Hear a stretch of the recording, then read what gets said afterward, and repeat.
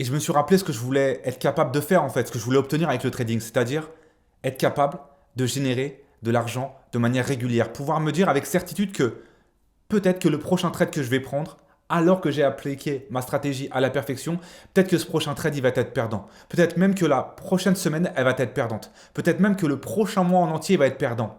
Mais je sais, à l'échelle du trimestre, je sais qu'à l'échelle de l'année, je sais que si je continue d'appliquer rigoureusement ma stratégie, je vais terminer en profit.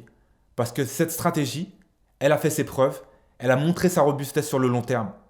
Mais le truc, c'est que pour arriver à cette certitude, il faut que je m'accroche assez longtemps à cette stratégie pour pouvoir le constater.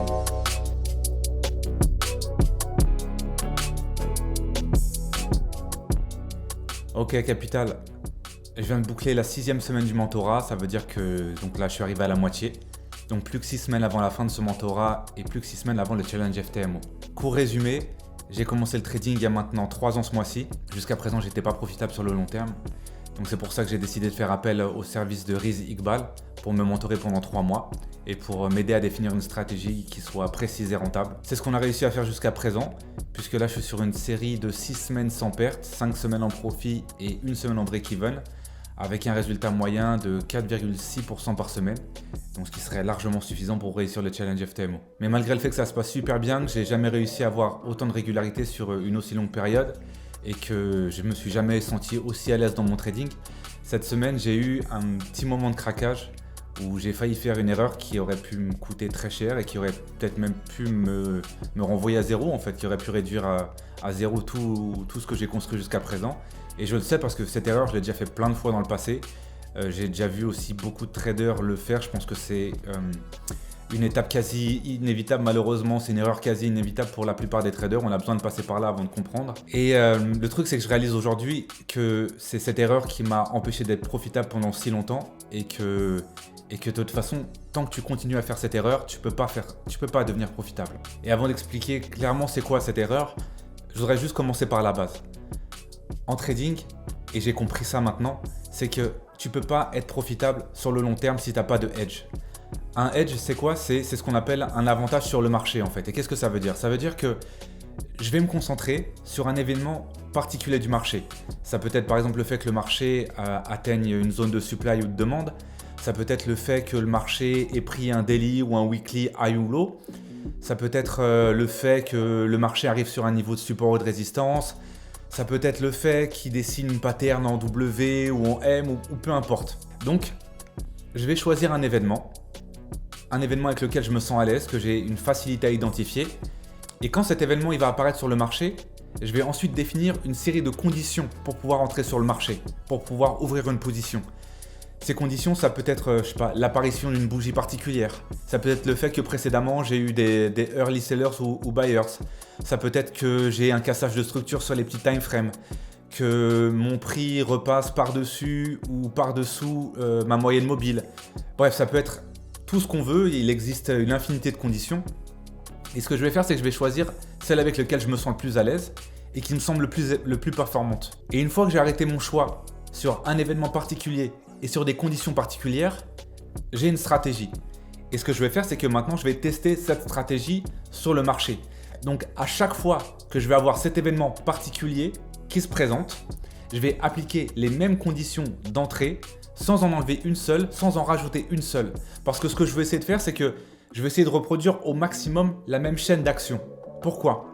Parce que de cette manière, je vais pouvoir obtenir une statistique sur 20, 30, 50 trades que j'aurais pris en suivant rigoureusement la même stratégie et je vais pouvoir arriver à une statistique, je vais pouvoir arriver à une constatation qui est que, par exemple, en utilisant cette série de conditions, j'ai 50% de trades gagnants et 50% de trades perdants.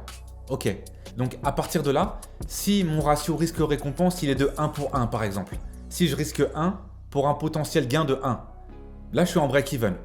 Mais si maintenant, mon ratio, il est de 1 pour 2, c'est-à-dire que je risque 1 pour un potentiel gain de 2, et qu'on reste sur ce même scénario de 50% gagnant et 50% perdant, bah j'ai beau avoir autant de trades gagnants que de trades perdants, je suis en profit. Et plus je vais être capable d'avoir un ratio risque-récompense qui est élevé, moins je vais avoir besoin d'un pourcentage de trades gagnants qui est important pour être en profit.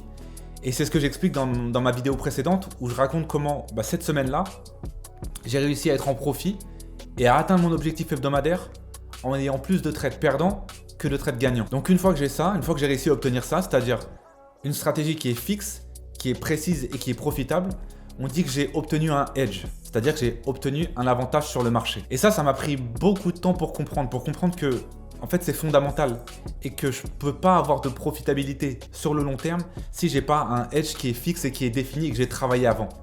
Le truc c'est que une fois que je l'ai compris, j'ai essayé de trouver ce edge, mais j'ai pas réussi pour différentes raisons et deux principales.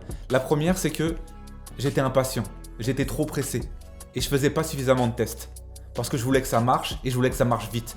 Donc ce que j'allais faire, c'est que j'allais tester en démo sur 5, 6, 7 trades.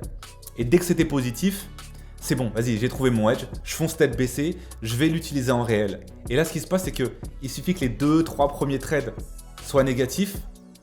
Là, je commence à réfléchir et je me dis, ah non, vas-y, c'est mort, en fait, ça marche pas. Alors que ça se trouve, en fait, la stratégie, elle marche sur le long terme. Mais comme j'ai pas fait de tests suffisamment nombreux, j'ai pas pu acquérir cette certitude que oui, je vais prendre des pertes, parce que comme toute stratégie, en fait, il y aura toujours une part de perte, mais je sais que sur le long terme, ça marche. Mais comme ce n'était pas le cas, comme j'avais pas fait de tests assez nombreux, dès les premières pertes, je commence à paniquer. Et du coup, ce que je fais, c'est que j'abandonne ma stratégie et je commence à en chercher une autre. Et la même situation se reproduit avec une nouvelle stratégie, encore et encore. Et le résultat, c'est que j'avance pas au final. Donc ça, c'était la première raison pour laquelle j'avais pas réussi à trouver mon edge. C'est le manque de patience et le manque de rigueur. Et la deuxième raison, et c'est là où je veux en venir, c'est la gourmandise. Et c'est ce qui m'est arrivé cette semaine en fait. C'est-à-dire que je trouve un edge qui fonctionne pendant plusieurs semaines, pendant plusieurs mois. Mais, en fait, comme avec n'importe quelle stratégie, je vais pas être capable d'attraper chaque move du marché. Et le truc, c'est que des fois, je vais faire une analyse qui va se révéler juste, mais je vais pas réussir à obtenir la série de conditions d'entrée que j'ai définies dans ma stratégie. Et ce qui va se passer, c'est que je vais voir le marché partir sans moi et qu'il va faire exactement ce que j'avais prévu. Et ça, c'est ultra frustrant. C'est ultra frustrant. Mais à ce moment-là, il y a un truc qu'il faut que je me rappelle. Il y a un truc qui est capital qu'il faut que je fasse. C'est qu'il faut que j'accepte. Parce qu'encore une fois, il n'y a aucune stratégie qui peut me permettre de saisir chaque move du marché. Même si ce move, je l'ai anticipé. Et donc, je dois accepter. Parce que le risque, et c'est ce que j'ai failli faire cette semaine en fait, c'est que cette semaine, j'avais ouvert 3 positions. Et sur ces 3 positions, il y en a 2 qui n'ont pas été déclenchées, puisque un des éléments de ma stratégie, c'est que je trade avec des ordres limites. C'est-à-dire que pour que mon ordre soit déclenché, j'ai besoin que le marché revienne en arrière, touche mon point d'entrée et ensuite parte dans la direction voulue. Mais le truc, c'est que le marché, il ne revient pas toujours toucher mon point d'entrée. Il y a des fois où il ne va pas revenir.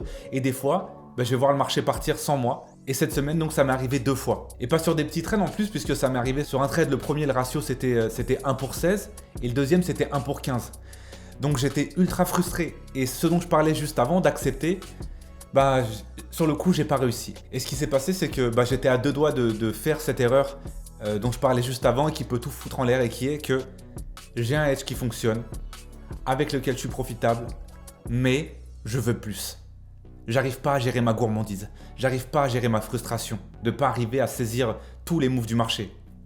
Alors ce que je vais essayer de faire, c'est que je vais prendre cette stratégie qui marche et je vais lui rajouter une condition, ou je vais lui enlever une condition. Je vais prendre une mécanique qui marche, qui fonctionne, et je vais lui enlever ou je vais lui rajouter une pièce. Mais le truc, c'est que, je sais pas, si tu prends une montre par exemple, et tu lui enlèves un rouage, est-ce que la montre, elle va toujours marcher? Non, elle va plus fonctionner. Mais le truc, c'est que à ce moment-là, moi, je crois que je fais ça pour la bonne cause. Je crois que je fais ça pour plus de profit. Et ce que je me rends pas compte, c'est que je suis juste en train de casser une mécanique qui marche, et la seule chose que ça va faire, c'est que ça va rendre ma stratégie plus confuse.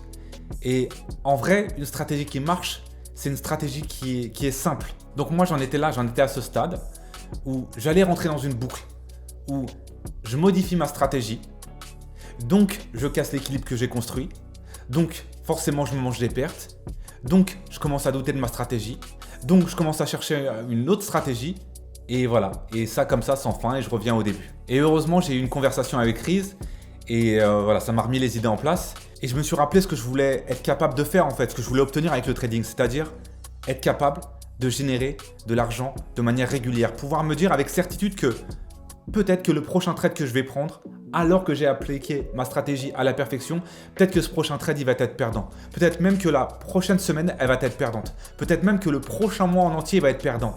Mais je sais, à l'échelle du trimestre, je sais qu'à l'échelle de l'année, je sais que si je continue d'appliquer rigoureusement ma stratégie, je vais terminer en profit.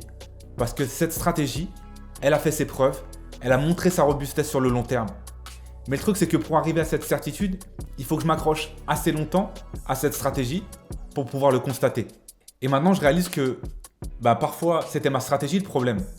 Mais parfois, c'était mon impatience et c'était ma gourmandise qui m'empêchait d'être profitable et qui m'envoyait dans le mur. Et ça, j'ai mis longtemps pour le comprendre. Et je sais aujourd'hui que c'est parce que je ne l'avais pas compris que ça ne pouvait pas marcher pour moi. Je ne pouvais pas être profitable sur le long terme sans ça. Donc si tu n'as pas beaucoup d'expérience dans le trading ou si tu n'as pas encore trouvé ton edge, vraiment considère ce que je suis en train de te dire parce que c'est une leçon que j'ai payée très cher pour obtenir. Je me suis cassé la gueule longtemps, beaucoup, douloureusement. Et la raison pour laquelle je fais ces vidéos, c'est que je le fais d'abord pour moi, pour documenter. Mais je le fais aussi pour que d'autres puissent éviter de se casser la gueule aussi douloureusement que moi j'ai pu le faire. J'ai passé des semaines à pas comprendre pourquoi j'arrivais pas à être profitable sur le long terme, pourquoi des fois ça marchait et puis après ça marchait plus.